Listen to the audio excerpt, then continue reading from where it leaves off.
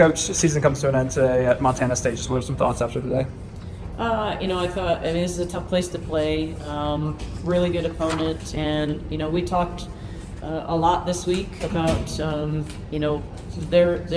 Montana State is very much a team that knows who they are and knows what they need to do to win games, and they came out and they owned their identity, and they, we needed to match their physicality and their toughness, and I thought first half we did a decent job, and then, beginning of the third quarter, it kind of got away from us, and, to our credit, I think, we could have let that become a really bad second half. I thought we fought back in it a little bit, but, I think it just playing against their defense and their disruption was really difficult for us today.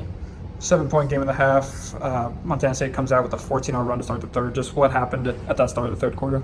Yeah, we talked about, we had some really bad turnovers at the end of the second half, and then really bad turnovers at the beginning of, at the end of the second quarter, and then really bad turnovers at the beginning of the third quarter. And that is a team that scores, they thrive off of your turnovers. I think they had 24 points off of our turnovers, and, we knew that was going to be something we would need to limit, and we did not. That was reflected in the outcome.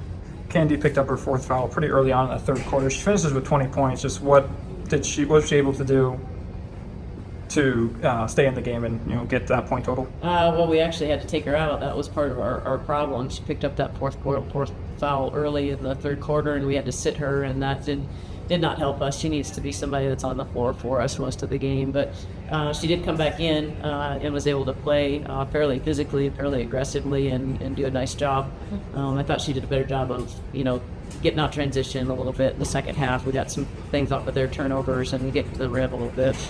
Despite that, that third quarter, how would you evaluate the team's defense today, holding Montana State to, 32% shooting and forced 20 turnovers?